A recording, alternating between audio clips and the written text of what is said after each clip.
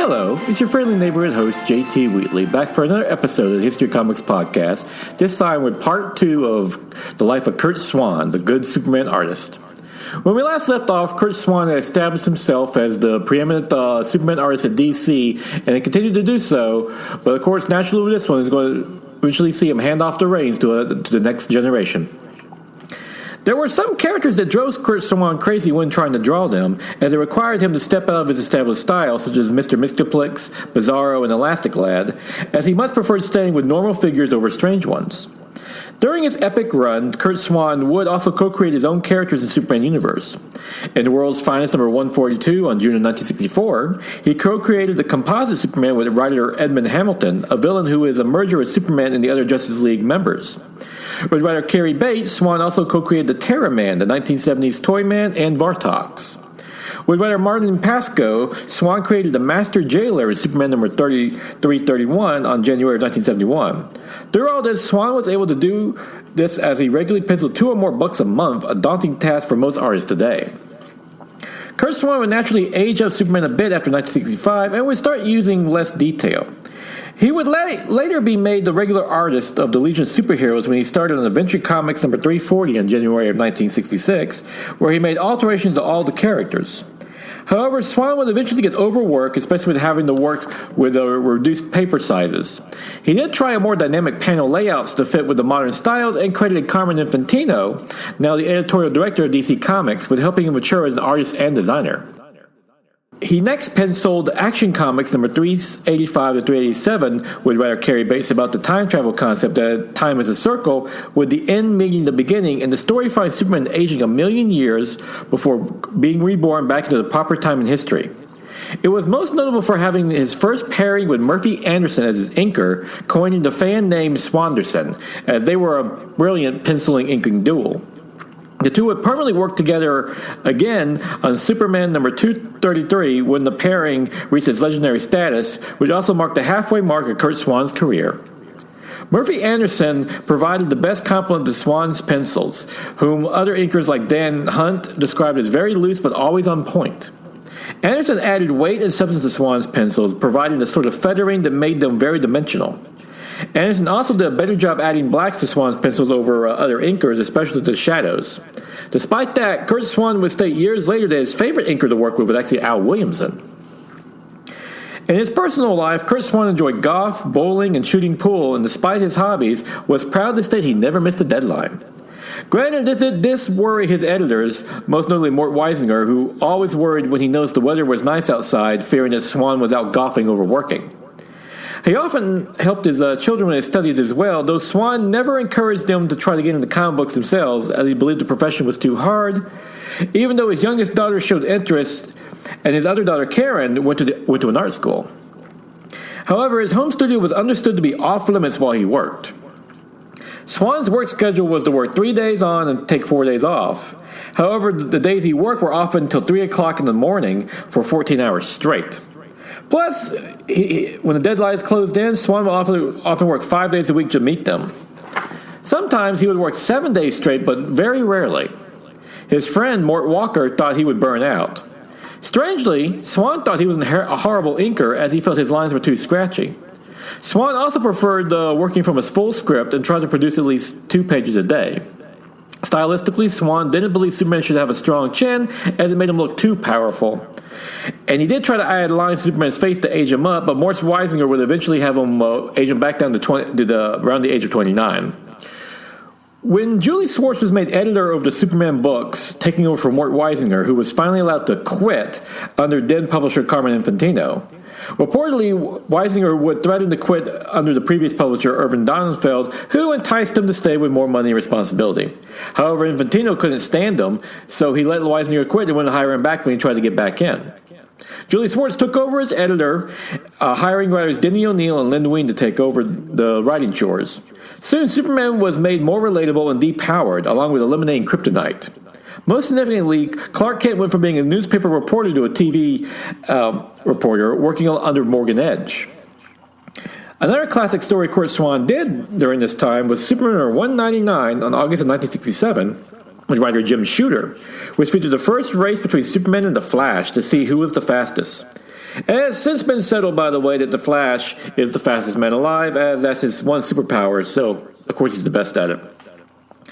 As DC's premier Superman artist, it was not long before Curt Swan became something of a celebrity in the media. He would be a guest on the Today Show in 1970 and 1977 and appeared on QVC in 1994 to sell some of his autographed artwork, such as the Great Superman Comic Book Collection. He would also appear again on Today's Show in 1988 for Superman's 50th anniversary, but sadly that footage was cut.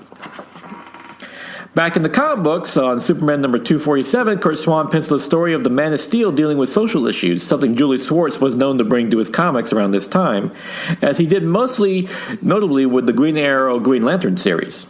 Curt Swan also teamed with Carmen Infantino and Murphy Anderson on The Amazing World of Superman Metropolis Edition, an oversized book released in 1973 with Infantino providing the layouts, Swan penciling, and Anderson inking, arguably the three greatest DC artists at the time. The book retold Superman's origin and remains one of the hallmarks of DC at the time, along with Swan's career. Around this time, Julie Swartz took over editing Wonder Woman as well and brought Curt Swan over to pencil issues number 212 on July of 1974 with the story The Man Who Mastered Women, which was part of a multi-part story that saw Wonder Woman restored to the full Justice League membership. However, it was during this time that many of the changes that Julie Swartz mandated to modernize Superman were reverted, as the upcoming movie starring Christopher Reeve was about to come out, and the Salkins, the producer of the film, wanted Superman reverted to his old status quo of being a reporter at the Daily Planet. With Superman number 338 of August of 1979, Kandor was also restored and enlarged thanks to Superman keeping his longtime promise to do so. Nevertheless, Swan's mastery of the art and anatomy continued to improve, with Superman never looking better. During this time, Curt Swan also worked on the Teen Titans number 5 on March of 1981, filling in for then regular artist George Perez due to not being able to meet the deadline, with Romero Taylor inking. It was a natural fit as Perez long-cited Swan as a major inspiration for his work. Writer Bob Wolfman would challenge Swan to become more dynamic as a storyteller in Action Comics during his run from 1980 to 1984, and would later state that Swan was a dynamite artist who could achieve every visual he wanted for his stories. During this time, they even made the Brainiac good in Action Comics number 528 to 530 on February of 1982. Swan would also work on the DC Comics Presents number 55 in October of 1982 on a story by Don Mencken and Gary Cohn about Superman and Clark Kent splitting up, which he also did with Kurt Schaffenberger. With Action Comics number 544 in June of 1983, it would be the 45th anniversary of the series. He did manage to surprise editor Julie Swartz with featuring him on the cover of Superman number 411, September of 1983, as a 70th birthday present. In 1983, Curt Swan penciled and inked his favorite Superman story of his career, I Flew with Superman, in Superman Annual number 9, in which Swan himself appears and helps Superman solve a case, a natural pick for his personal favorite. Now that Curt Swan had been working in comics for decades, it wasn't long before the awards started to rack up in his name. In 1984, Curt Swan was awarded the Inkpot Award, and in 1985, Curt Swan was named one of the 50 who made DC great as part of the company's 50th anniversary. During this time, he did try to adapt his style to more dynamic storytelling to match with the modern times, but returned to his old style within a year. Through it all, he remained committed to clear storytelling, even as his time as Superman's regular artist was about to come to an end. Curt Swan's last significant work on Superman would probably be his greatest ever, as it was the Whatever Happened to the Man of Tomorrow story in Action Comics number 583 and Superman number 423, recounting the last days of the Golden Age Superman. Originally, Julie Swartz offered a writing job to Superman's co-creator, Jerry Siegel, but due to legal issues he still had with DC Comics, reportedly he refused to do it because it was work for hire, something he vowed to never do again. Swartz then offered the job to writer Alan Moore, who, according to legend, threatened to strangle Julie Swartz if he didn't get the job. Written by Moore, Whatever Happened to the Man of Tomorrow was seen as a farewell to the Golden Age Superman before the Crisis of Infinite Earths event, updating him and the rest of the DC universe for modern times. Swan would complain about Moore's highly detailed script, something the writer is known for, but rose to the challenge, helping craft one of the greatest Superman stories ever produced.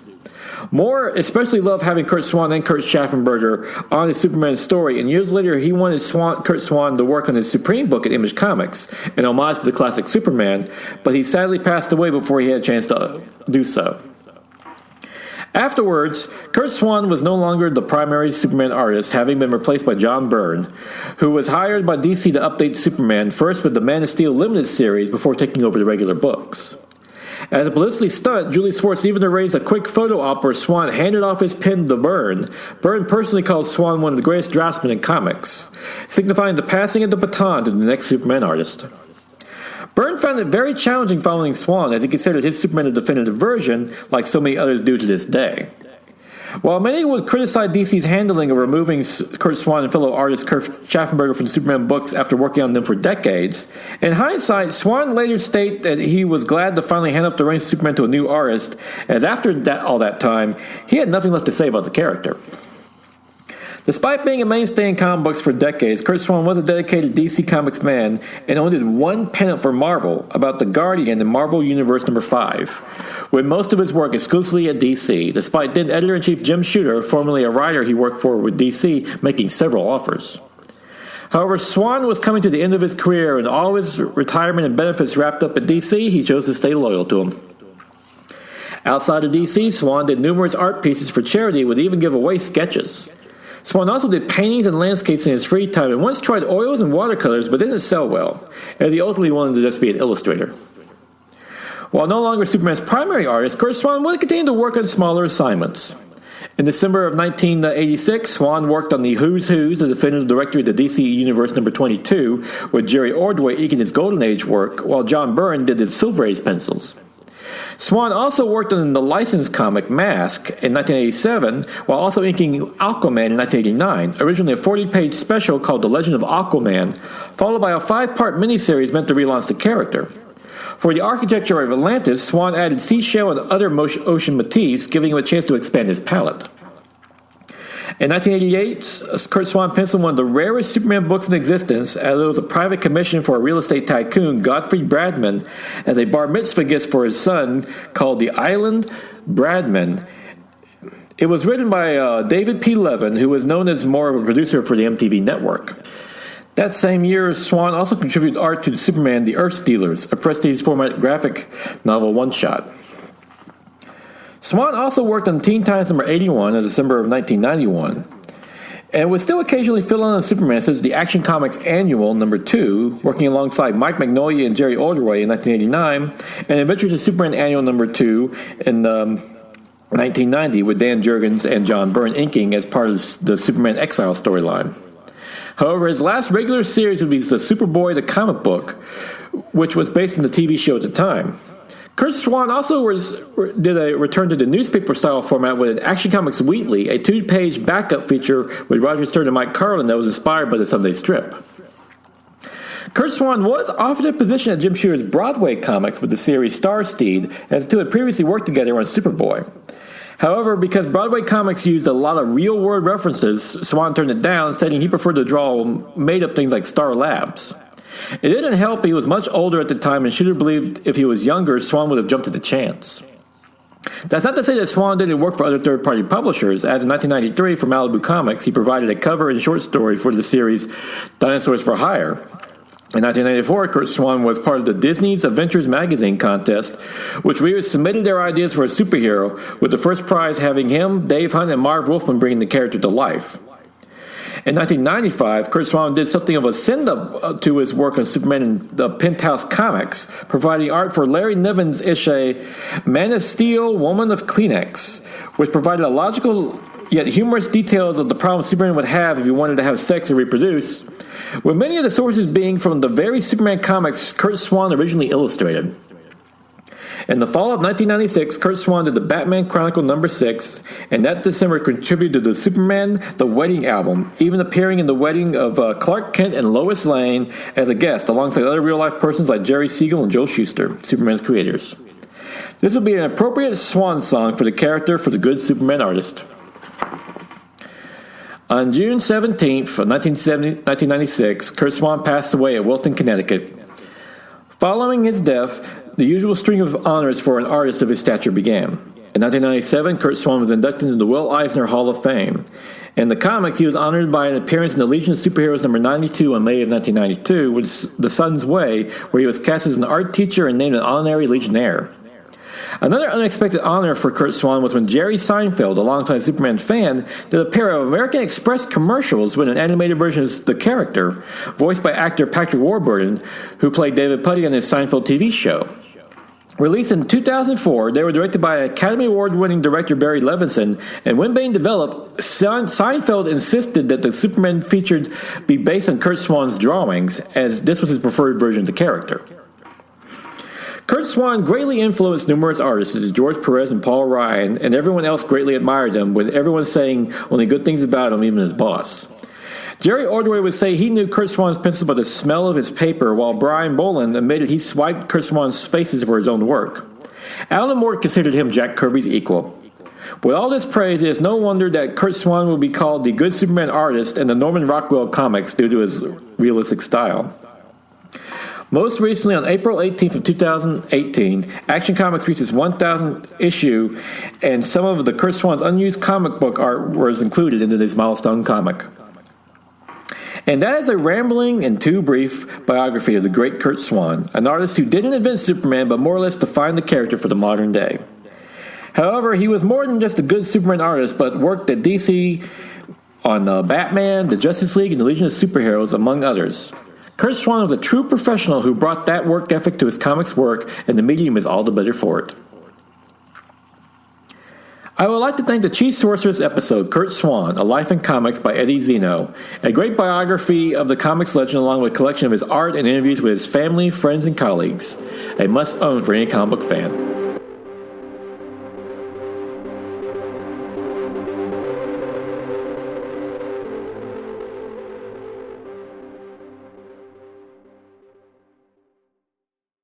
Great things are coming on the Nerd Bliss podcast. We're changing up our presentation while keeping the candidness that you enjoy. We'll cover all your favorite shows and movies, with maybe a few surprises along the way. And you, yes you, will have opportunities to be on our show on a regular basis. That's right, you've got the Zoom Pro account, and we're going to use it. So be ready.